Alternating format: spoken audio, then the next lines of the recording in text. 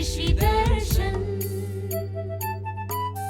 खेत खलिहानों की जहाँ होती बात, उपज और समझ बढ़ाने की करते सब बात। समाचार मिले, उपचार मिले, कृषि से विज्ञान जुड़े तो तकनीकों का ज्ञान मिले। खेतों की तस्वीरों में हरियाली का रंग भरे, किसानों की तकदीरों में खुशहाली का संग रहे। कृषि दर्शन, कृषि दर्शन, कृषि दर्शन, कृषि दर्शन, कृषि दर्शन, कृषि दर्शन, कृषि दर्शन, कृषि दर्शन। नमस्कार, जोहार। कृषि दर्शन कार्यक्रम में मैं नमिता आप सभी किसान भाई बहनों का स्वागत करती हूँ। फल फूल सब्जी बागान, खेत खलियान से ही तो जुड़ी है हमारी पहचान। जी हाँ, आपके अपने कार्यक्रम में आपका बहुत बहुत स्वागत है। और हम बढ़ते हैं अपने कार्यक्रम में। सबसे पहले देखते हैं कृषि समाचार और जानते हैं कि कृषि समाचार में आज क्या है खास।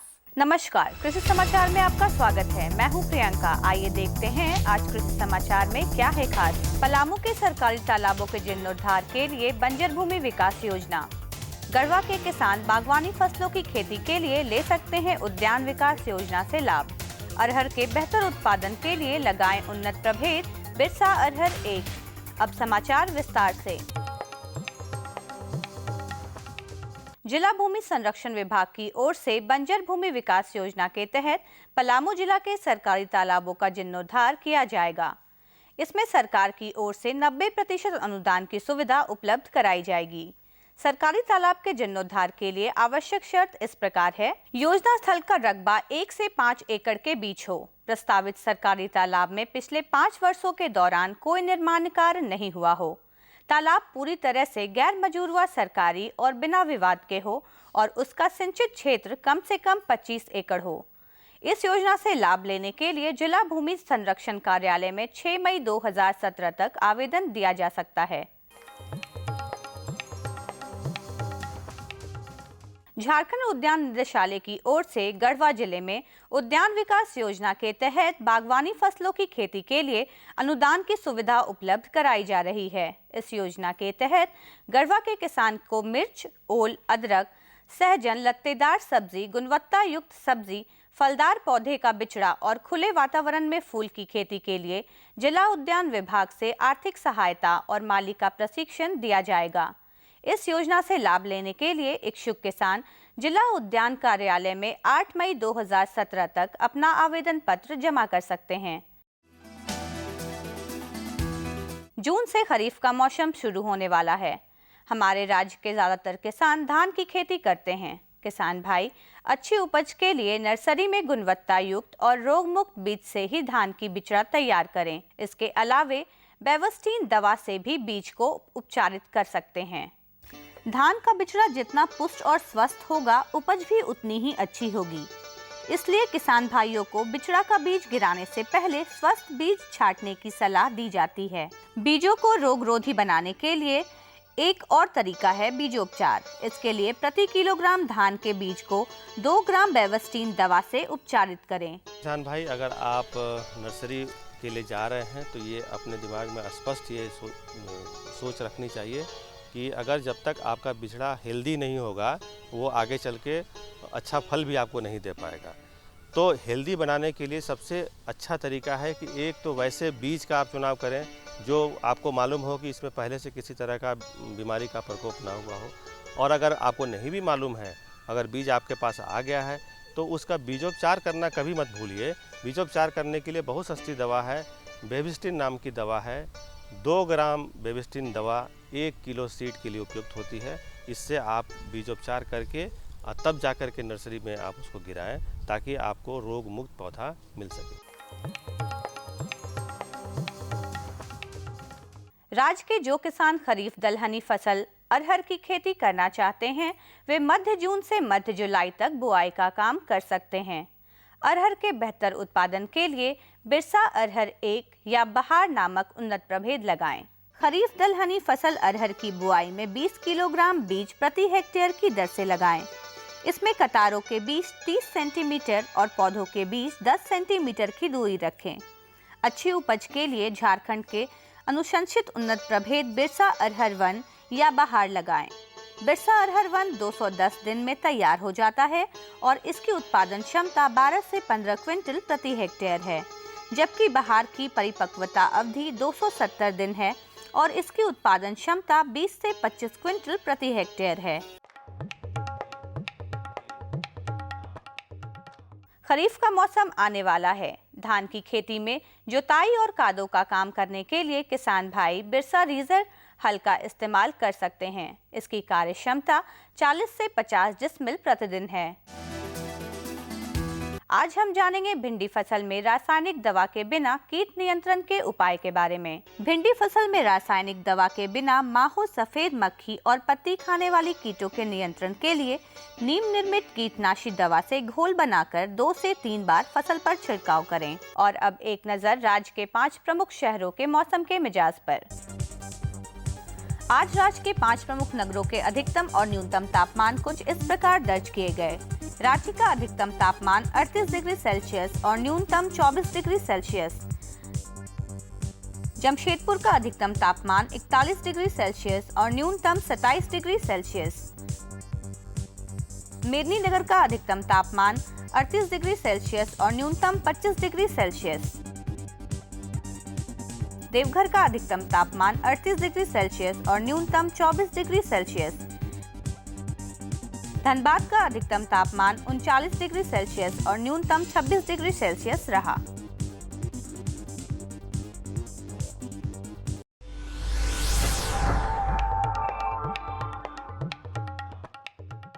और अब मंडी भाव में आइए नजर डालते हैं अनाजों के भाव पर। आज कृषि उत्पाद बाजार समिति मेदिनीनगर में विभिन्न खाद्यान्नों के थोक भाव कुछ इस प्रकार दर्ज किए गए। चावल मध्यम 2300 रुपए से 2800 रुपए, गेहूं 1950 रुपए से 2400 रुपए, दाल अरहर 6700 रुपए से 7700 रुपए, दाल मसूर 6550 रुपए से 7050 रुपए, दाल चना 7600 रुपए से 8300 रुपए, चीनी 3990 रुपए से 4450 रुपए और प्याज 1100 रुपए से 1400 रुपए प्रति क्विंटल रहा। कृषि समाचार में आज इतना ही। अगले दिन अगले अंक में फिर मुलाकात होगी कुछ ताज़ा तरीन खबरों के साथ। तब तक के लिए दीजिए इजाजत। नमस्कार, जोहार। अभी आप देख रहे थे कृषि समाचार, जहां आपने बहुत सारी जानकारियां ली है। जी हाँ, मंडी के भाव के बारे में जाना, मौसम के मिजाज के बारे में जाना। मौसम वाकई बहुत गर्म है और इस गर्म मौसम में हमें बहुत सारी देखभाल करनी है। तो चलिए, जानकारियां तो आपको कुछ हमने दिला दी है, लेकिन और भी जानकारियां हैं जो हम आपको दिलवाएंगे एक छोटे से प्यारे से नन्हे मुन्ने विराम के बाद। ये लो और बताओ। बस। अरे ये क्या भैया जी, बस इतनी सी रासायनिक खाद? किसानी छोड़ रहे हो क्या? किसानी नहीं, नादानी छोड़ रहे हैं। मिट्टी की जांच कराई है। अब तो लालाजी जितनी जरूरत है उतने ही उर्वरक खेत में डालेंगे। हाँ, किसान भाई आज ही अपने जिले की नजदीकी भूमि परीक्षण प्रयोगशाला में मिट्टी की जांच जरूर करवाएं और मिट्टी में पोषक तत्व, नमी व पौधे के विकास को देखते हुए केवल जरूरत के अनुसार ही पोषक तत्व डालें। और हाँ, मिट्टी में गंधक, जस्ता, बोरोन जैसे सूक्ष्म पोषक तत्वों का पता लगाना भी न भूलें। उर्वरक और जैविक खाद के सही उपयोग से भूमि का उपजाऊपन बनाए रखें, उत्पादकता बढ़ाएं, खर्चा घटाएं और बहुमूल्य विदेशी मुद्रा बचाने में भी सहयोग दें। और हाँ, धीमी गति से नाइट्रोजन उपलब्ध कराने वाले उर्वरकों जैसे नीम लेपित यूरिया को प्राथमिकता दें और यूरिया का पत्तों पर छिड़काव करें। अरे वाह, तू तो सचमुच समझदार हो गया रे। अधिक जानकारी के लिए संपर्क करें जिला कृषि अधिकारी या किसान कॉल सेंटर। छोटे से विराम के बाद आप सभी किसान भाई बहनों का मैं फिर से स्वागत करती हूं और आज आपको एक नए अंक, नए विषय में लिए चलती हूं। आज मैं आपको बताऊंगी कि कैसे नए बागान लगाने की वैज्ञानिक विधि है। जी हाँ, अगर हम वैज्ञानिक विधि से फल लगाएं तो फल की उत्पादन अच्छी होगी और हमारे लिए वो बहुत ही लाभदायक होगा।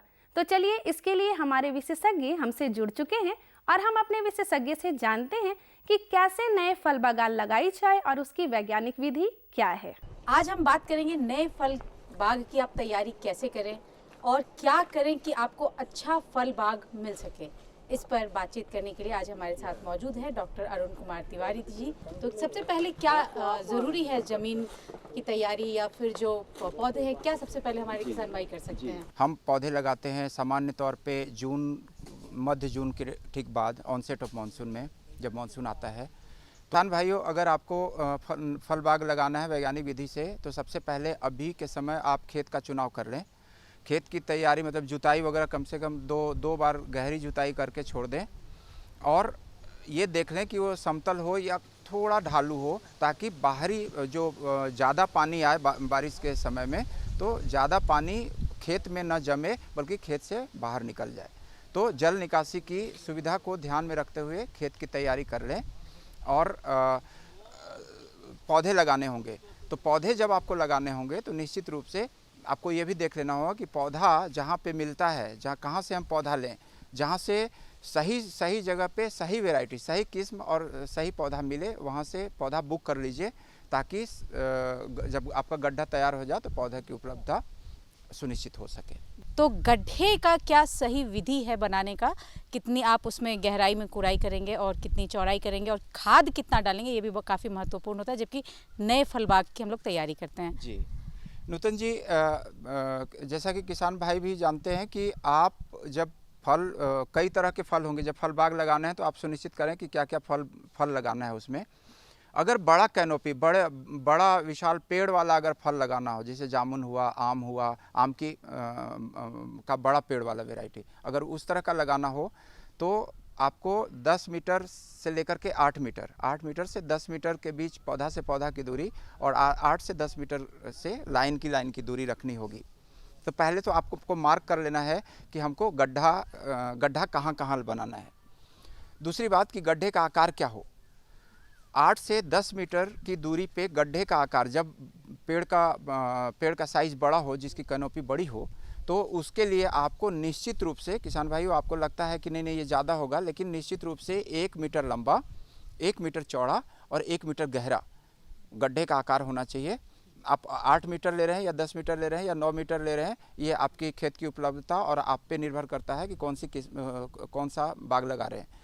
आप 8 मीटर अगर दूरी ले रहे हैं तो 8 मीटर में भी जो बड़े फल हैं वो आपको 1 मीटर लंबा, 1 मीटर चौड़ा, 1 मीटर गहरा, ये फल जो पौधा रोपण करेंगे, उस पौधा रोपण के 1 महीना पहले खुदाई करके गड्ढे की उसको छोड़ दें, ताकि इसमें धूप, हवा, पानी लग सके और मिट्टी में जो रोग जनित कीड़े हैं, छोटे छोटे कीड़े हैं या दीमक जैसी चीज़ें हैं, तो वो या तो ज़मीन के नीचे चले जाएं या मर जाएं या निष्क्रिय हो जाएं। तो ये हम सुनिश्चित करते हैं कि 1 महीना पहले गड्ढे की खुदाई हो जानी चाहिए। आगे हम ये भी जान लें किसान भाई कि जब पौधे काफ़ी छोटे होते हैं, गड्ढे में ही नहीं पौधे में भी अक्सर देखा जाता है कि थोड़े बड़े होते हैं और फिर उसमें कीड़ा लग जाता है, तो उस स्थिति में पौधों में क्या कोई उपचार ज़रूरी है या फिर सीधे पौधे लगा देते हैं हम लोग? बिल्कुल, जब हम गड्ढा खोद लिए हैं किसान भाइयों, तो 1 महीना के बाद जब आपको पौधरोपण करना हो तो उसमें हम कीड़े वगैरह नहीं लगे, इसकी भी व्यवस्था उसी समय कर लेते हैं।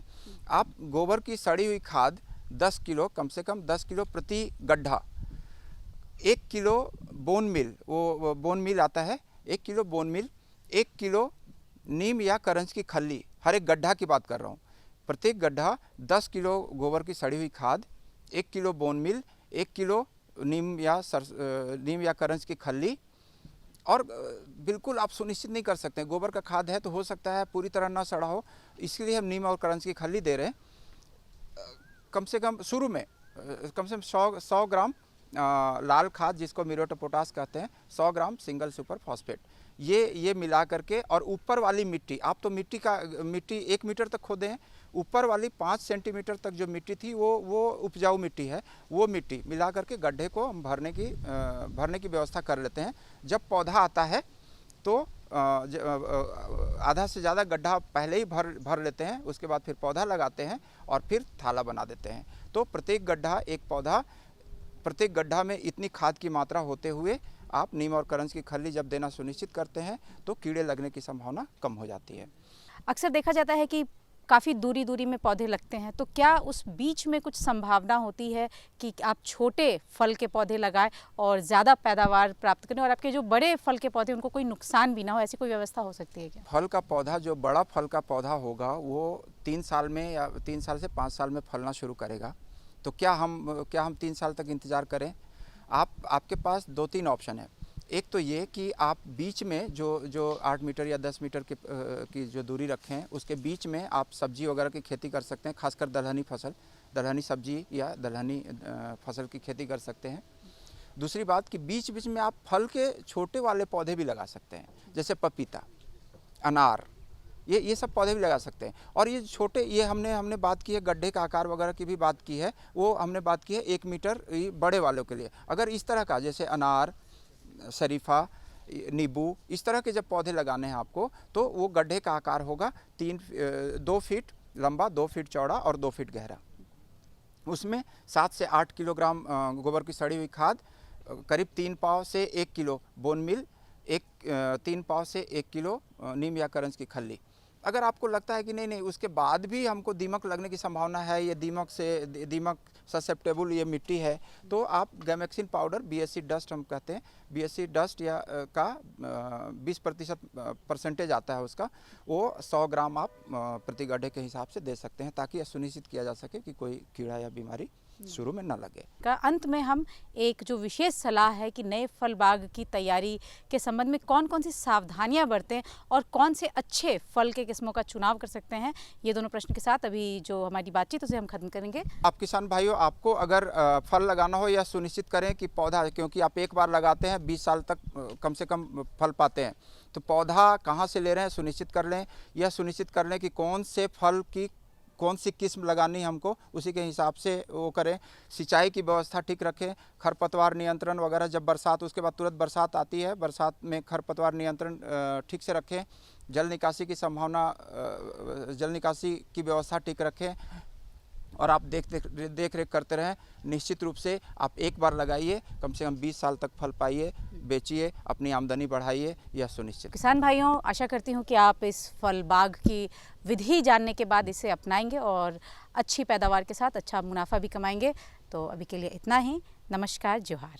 देखा ना किसान भाई बहनों, हमारे विशेषज्ञ ने हमें जानकारी दी है और इस वैज्ञानिक विधि को आप जरूर अपनाइए। ये आपके लिए, हमारे लिए, सबके लिए बहुत ही फायदेमंद है। जानकारी हमारे पास एक और है, लेकिन उससे पहले मैं फिर से आपसे लूंगी एक छोटा सा विराम, और इस छोटे से विराम में आपके लिए कुछ है खास संदेश। तो चलिए देखते हैं ये संदेश।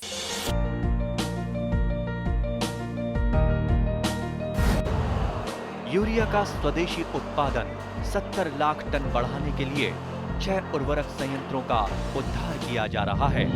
FCIL के गोरखपुर, सिंदरी, तलचर और रामागुंडम संयंत्र, HFCL की बरौनी इकाई और BVFCL की नामरू फोर्थ। सोने पर सुहागा ये है कि देश में अब बनेगा सिर्फ नीम लेपित यूरिया, क्योंकि इससे होगा किसानों का फायदा ही फायदा।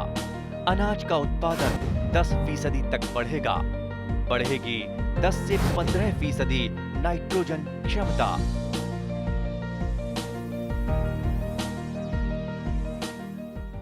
मुझे पता है कि आप तसर की खेती करते हैं, लेकिन आज हम बात करेंगे कि कैसे उसके बीज की उपचार की जाए। जी हाँ, उपचार के साथ साथ हम उसकी छटाई के बारे में भी बातें करेंगे आपसे। जी हाँ, तसर बीज कोसों की छटाई और उसके बीज उपचार की तकनीक को हम आज अच्छे से जानेंगे, ताकि हमारे इस खेती में हम सुधार ला पाएं और तसर की उपज भी अच्छी कर पाए। तो चलिए, इसके लिए भी हमारे साथ विशेषज्ञ जुड़ चुके हैं। हम आपको सीधा लिए चलते हैं अपने विशेषज्ञ के पास, जो आपको तसर के बीजों की छटाई के बारे में जानकारी देंगे। आज हम आए हैं तसर अनुसंधान केंद्र, और जानेंगे कि तसर के कोषों का चयन कैसे करते हैं और उसके उपरांत बीजोगार करने की आधुनिक तकनीक क्या है। इस बारे में जानकारी देने के लिए हमारे साथ मौजूद हैं डॉक्टर ND तिवारी जी। साहब, सबसे पहले तो जब कोषों की बात आती है, बीजों की बात आती है, तो ये तसर बीज है क्या? तसर उत्पादन के लिए जंगल में साल के पेड़ होते हैं। तसर साल पर भी मिलता है, और हम लोग जो इसका खेती करते हैं, या फार्मर्स जो किसान खेती करते हैं, वो आसन और अर्जुन के पौधों पर करते हैं। जंगल में आसन के पौधे भी बहुतायत में हैं, और जो हम लोग पौध तैयार करते हैं उसमें अर्जुन के पौधे जल्दी तैयार हो जाते हैं, इसलिए अर्जुन और आसन इनके लिए वो अच्छा खाद्य पदार्थ माना जाता है। अर्जुन और आसन की बात बार बार कर रहे हैं, तो झारखंड प्रदेश में देखते हैं कि ऐसे भी ये वृक्ष बहुतायत रूप में पाए जाते हैं और हमारे किसान भाई आसानी से इस पे खेती कर सकते हैं। लेकिन जब बीज की बात करते हैं तो बीज कैसे उत्पन्न करेंगे और अच्छे बीज कौन होते हैं? तो तसर के बीज के लिए इसी पौधों को खा के जो कोसा बनता है, वो कीड़े तसर कीट पौधे की पत्तियों को खाकर कोसा बनाते हैं। उस कोसों को बीजागार प्रक्रिया के उपरांत उन कोसों से बीज पैदा किया जाता है, बनाया जाता है। उनके कीट के अंडे जो है उसको बीज कहते हैं।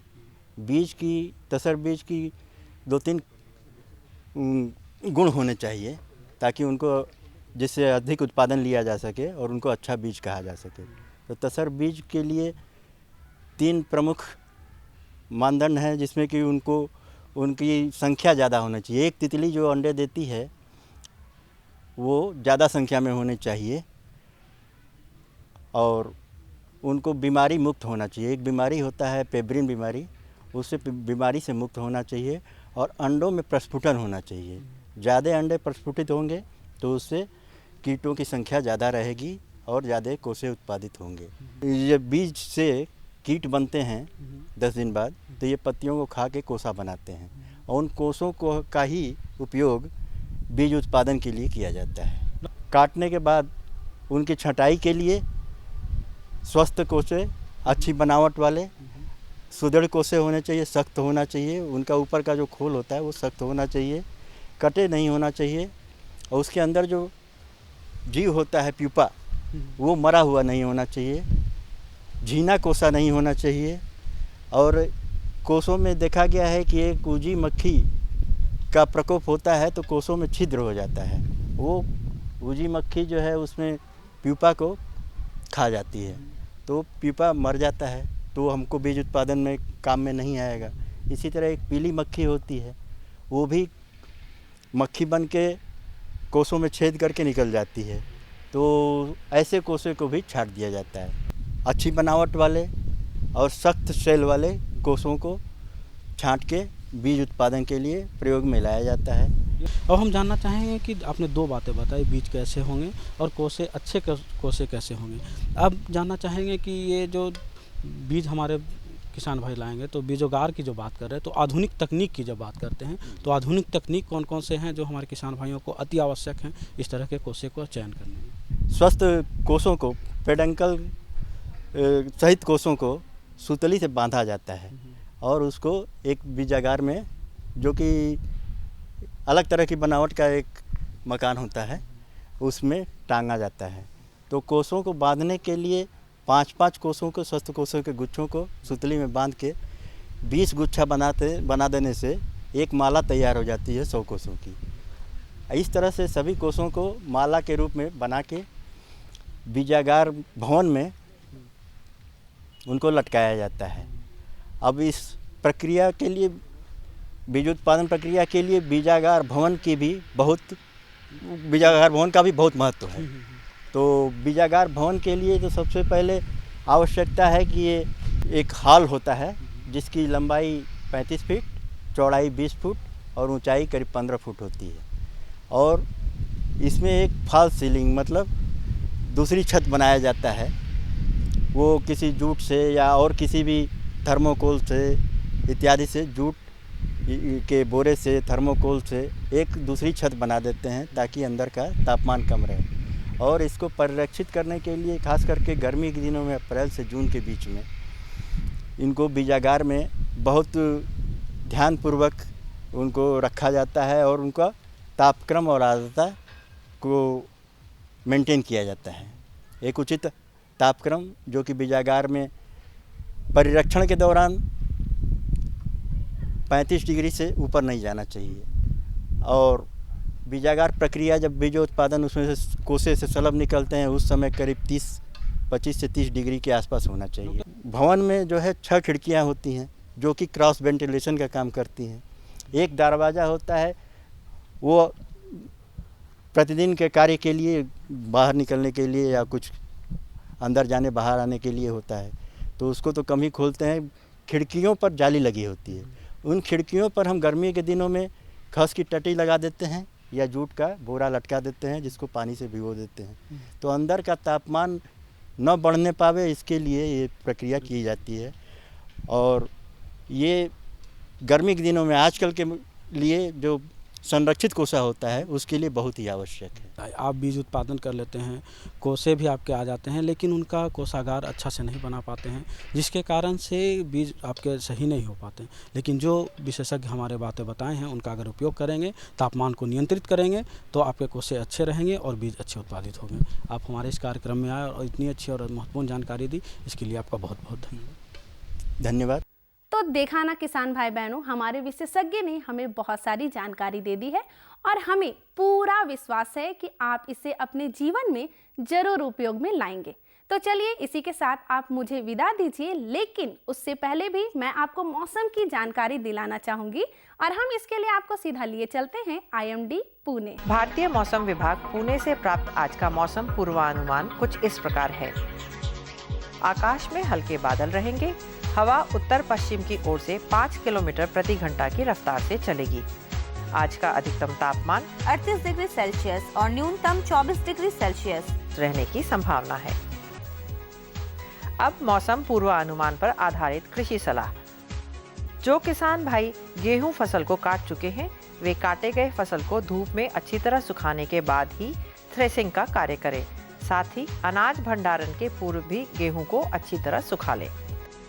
बकरियों में इस समय TPR रोग के आक्रमण की संभावना रहती है, जिससे बकरियों में तेज बुखार के साथ मुंह में छाला पड़ जाता है, आंख एवं नाक से पानी निकलने लगता है, साथ ही दस्त एवं निमोनिया के लक्षण दिखाई देने लगते हैं। इस रोग से बचाव के लिए प्रत्येक बकरियों को TPR का टीका चमड़े के नीचे लगवाएं। तो किसान भाई बहनों, हम लौट आए हैं IMD पुणे से, जहां हमने मौसम की जानकारी ली है और हमने ये जाना है कि अभी का तापमान कैसा रहेगा और इस तापमान में आपको कौन सी खेती करनी है और उसमें क्या क्या ध्यान देना है। तो अब आप मुझे और मेरी पूरी टीम को विदा दीजिए, लेकिन विदा देने से पहले मैं ये जरूर कहूँगी कि कृषि से जुड़ी कोई भी समस्या हो, समाधान हो या किसी भी तरह का कोई सुझाव आपको देना हो तो हमें हमारे इस पते पर जरूर लिख भेजें। हमारा पता है कार्यक्रम कृषि दर्शन, कृषि प्रकोष्ठ द्वारा केंद्र निदेशक, दूरदर्शन केंद्र, रातू रोड, रांची, पिन संख्या 834001। तो प्यारे किसान भाई बहनों, अब आप मुझे और मेरी पूरी टीम को विदा दीजिए। जोहार।